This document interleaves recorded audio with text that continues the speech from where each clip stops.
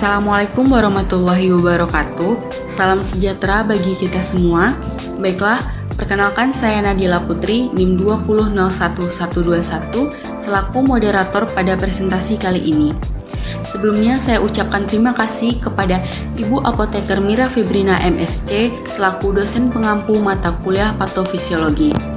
Baiklah, kami dari kelompok 1 yang beranggotakan Elmi Fadila, Fadia Yuflen, Fiska Patricia Syafita, Ica Winanda Anggraini, Nadia Ayu Sasnita, saya sendiri Nadila Putri, dan Norma Sakinah akan mempresentasikan materi mengenai patofisiologi sistem pencernaan.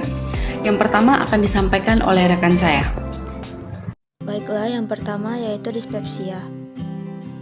Kata dispepsia berasal dari bahasa Yunani yaitu dis yang artinya buruk dan peptein yang artinya pencernaan, yang berarti pencernaan yang jelek. Menurut konsensus kriteria Roma, dispepsia didefinisikan sebagai rasa sakit atau ketidaknyamanan yang berpusat pada perut bagian atas. Dispepsia organik adalah dispepsia yang ditandai adanya kelainan struktur organ saluran pencernaan sebagai penyebabnya, baik berupa perlukaan maupun kanker. Dispepsia fungsional juga disebut dengan non-ulcer dispepsia yang dimanifestasikan dengan nyeri, epigastrium, perut terasa cepat penuh, kembung, dan tidak ada kelainan yang ditemukan saat dilakukan pemeriksaan endoskopi. Tetapi gangguan sensorik dan motorik pada fungsi gastrointestinal dikaitkan dengan dispepsia fungsional yang mempunyai tingkat kecemasan dan depresi yang lebih daripada individu normal. Klasifikasi dispepsia. Berdasarkan ada tidaknya penyebab dan kelompok gejala, maka dispepsia dibagi atas dispepsia organik dan dispepsia fungsional.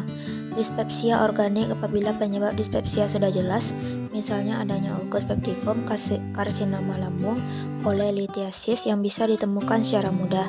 Dispepsia fungsional apabila penyebabnya tidak diketahui atau tidak didapati kelainan pada pemeriksaan gastroenterologi konvensional, atau tidak ditemukan adanya kerusakan organik dan penyakit-penyakit sistemik. Selanjutnya yaitu patofisiologi dispepsia. Mekanisme patofisiologi dispepsia fungsional dan ulkus peptikum merupakan gangguan multikausal dan dengan psikopatologi atau psikodinamika yang rumit. Dan sampai saat ini, para ahli gastrohepatologi masih belum mengetahui secara pasti penyebab keluhan tersebut, termasuk peranan unsur organobiologik seperti sistem saraf otonom, sistem neuroendokrin, sistem neurotransmitter, dan sistem imun seseorang, dan peranan psikoedukatif dan sosio budaya masih diselidiki sampai sekarang. Nah, beberapa studi mengatakan timbulnya keluhan-keluhan dispepsia fungsional dipengaruhi oleh beberapa faktor, diantaranya yang pertama yaitu penyakit fisik tertentu yang pernah diderita, lalu individu yang sangat atau terlalu merasakan penyakit orang lain, kemudian tradisi keluarga mengarahkan emosi ke fisik badan tertentu, dan jelmaan simbolik dari keadaan emosi tertentu menjadi gangguan fisik, kebiasaan, anggapan, dan kepercayaan masyarakat. Nah, sedangkan patofisiologi ulkus peptikum diperkirakan akibat ketidakseimbangan antara tekanan agresif atau HCl pepsin yang menyebabkan ulcerasi dengan tekanan defensif yang melindungi lambung atau barir mukosa lambung, barir mukus lambung, sekresi HCO3. Selanjutnya, gejala dan penyebab dispepsia. Sindrom dispepsia dapat terjadi karena pengaruh gaya hidup seperti yang pertama, pola makan yang kurang baik. Misalnya, makan tidak teratur atau banyak mengonsumsi makanan yang berlemak dan pedas. Kedua, terlalu sering konsumsi minuman berkafein, lalu kebiasaan konsumsi minuman beralkohol, kebiasaan merokok, dan berat badan berlebih atau obesitas. Selain karena pengaruh gaya hidup, sindrom dispepsia juga disebabkan oleh penyakit atau kondisi medis tertentu, diantaranya yang pertama, penyakit asam lambung atau GERD. Yang kedua, gangguan pankreas, termasuk pankreatitis akut dan pankreatitis kronis. Yang ketiga, gangguan di saluran empedu seperti kolesistitis. Yang keempat, gangguan lambung, misalnya radang lambung atau gastritis, infeksi bakteri pylori pada lambung, tukak lambung, dan kanker lambung. Yang kelima, efek samping obat-obatan seperti antibiotik, kortikosteroid, dan obat golongan NSAID, misalnya aspirin dan ibuprofen. Selanjutnya, kita akan membahas GEA atau gastroenteritis akut. Gastroenteritis akut adalah suatu peradangan permukaan mukosa lambung yang akut dengan kerusakan erosi pada bagian superfisial. Gastroenteritis akut merupakan perwujudan infeksi Campylobacter yang paling lazim. Biasanya disebabkan oleh Campylobacter jejuni, Campylobacter coli, dan Campylobacter laridis. Masa inkubasinya adalah 1-7 hari. Diare terjadi dari cairan tinja encer atau tinja berdarah dan mengandung lendir.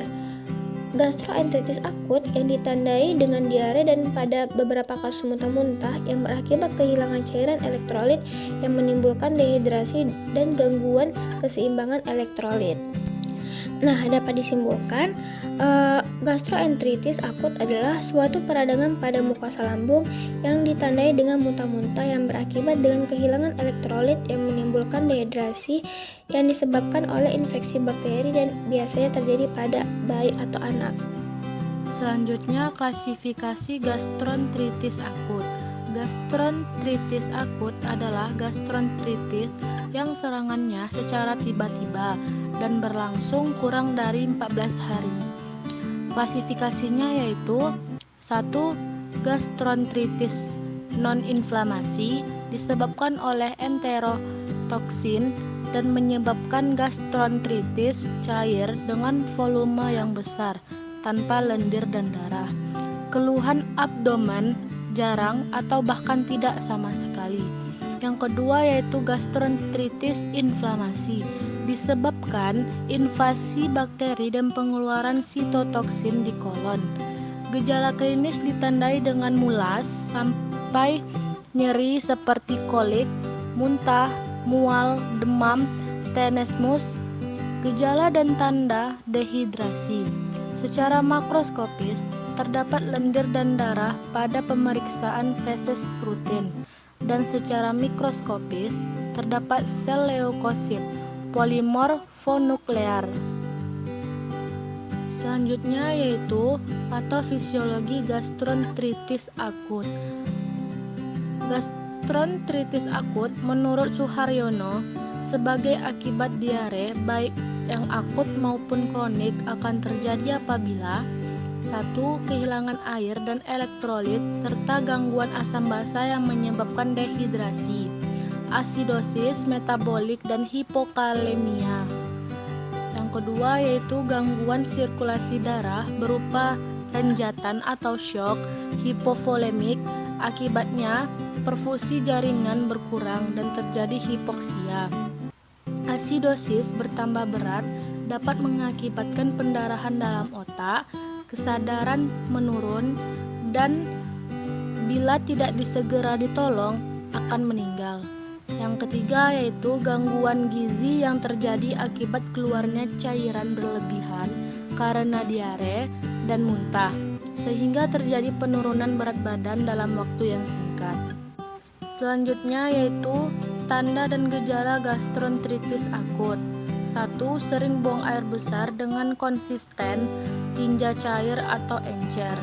Yang kedua, terdapat tanda dan gejala dehidrasi, turgor kulit jelek, ubun-ubun dan mata cekung, membran mukosa kering. Yang ketiga, demam. 4. Nafsu makan berkurang. 5. Mual dan muntah. 6. Anoreaksi. Selanjutnya lemah, pucat, nyeri abdomen, dan perih di ulu hati. Selanjutnya saya akan menjelaskan mengenai konstipasi. Konstipasi adalah persepsi gangguan buang air besar berupa berkurangnya frekuensi defekasi, sensasi tidak puas atau tidak lampiasnya buang air besar, terdapat rasa sakit, perlu ekstra mengejan, dan feses yang keras. Konstipasi juga berupa pelannya pergerakan tinja melalui kolon. Kondisi ini sering berhubungan dengan sejumlah besar tinja yang kering dan keras pada kolon descendens yang menumpuk karena penyerapan cairan berlangsung lama. Faktor-faktor penyebab konstipasi. Yang pertama, gangguan fungsi, yaitu kelemahan otot abdomen, penyingkaran kebiasaan atau mengabaikan keinginan untuk defekasi, kurangnya aktivitas fisik, kebiasaan defekasi tidak teratur.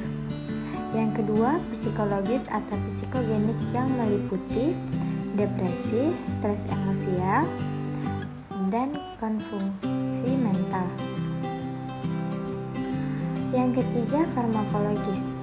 Gangguan antasida, depresan, antikolinergik, antipsikotik, antihipertensi, barium sulfat, suplemen zat besi, dan penyalahgunaan laksatif. Yang keempat, mekanis, yaitu ketidakseimbangan elektrolit, hemoroid, gangguan neurologis, obesitas, obstruksi pasca operasi, kehamilan, pembesaran prostat, absen rekta atau ulkus, fisura anal rektal, sutur anal rektal, prolaps rektal rektokel, dan tumor. Yang kelima, fisiologis, yaitu perubahan pola makan dan makanan yang biasa dikonsumsi, penurunan motilitas saluran gastrointestinal, dehidrasi, insufiensi asupan serat, insufiensi asupan cairan, dan pola makan buruk. Patofisiologis konstipasi. Konstipasi diyakini berhubungan dengan pengaruh dari sepertiga fungsi utama kolon, yaitu transfer mukosa, yaitu sekresi mukosa memudahkan gerakan isi kolon.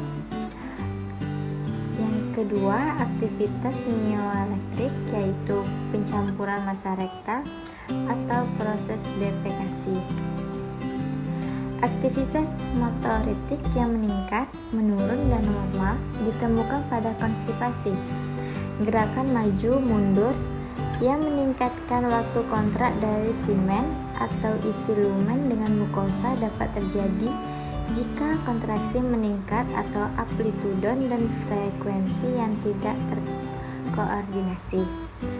Perpanjangan waktu kontak meningkat pengeringan feses, sehingga feses sulit didorong. Feses yang kering dapat mengakibatkan segmentasi dengan gerakan yang melambat. Hal ini membuat transit ampas metabolisme melambat dan akhirnya terjadi konstipasi. Selanjutnya, gejala konstipasi. Yang pertama, harus mengejan saat buang air besar. Yang kedua, merasa tidak tuntas setelah buang air besar. Yang ketiga, tinja terlihat kering, keras, atau bergumpal. Yang keempat, terasa ada yang mengganjal pada rektum atau bagian paling akhir dari usus besar. Perut kembung, sakit perut, perlu bantuan untuk mengeluarkan tinja, seperti menggunakan tangan untuk mengeluarkan tinja dari anus. Nah, yang keempat ada peptic ulcer disease. Peptic ulcer disease atau ulcus pepticum adalah ekskavasi atau area berlubang yang terbentuk dalam dinding mukosa lambung, pilorus, duodenum, atau esofagus. Ulcus pepticum disebut juga sebagai ulkus lambung, duodenal, atau esophageal, tergantung pada lokasinya. Ulcus pepticum merupakan putusnya kontinuitas mukosa lambung yang meluas sampai di bawah epitel. Kerusakan mukosa yang tidak meluas sampai ke bawah epitel disebut sebagai erosi. Nah, ulcus pepticum adalah suatu penyakit dengan adanya lubang yang terbentuk pada dinding mukosa lambung, pilorus, duodenum, atau esofagus. Baiklah, selanjutnya ada jenis ulcus pepticum. Jenis ulcus pepticum ada dua.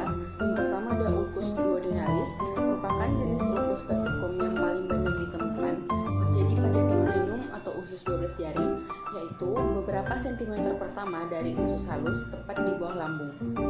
Yang kedua yaitu ulcus gastricum, lebih jarang ditemukan, biasanya terjadi di sepanjang lengkung atas lambung.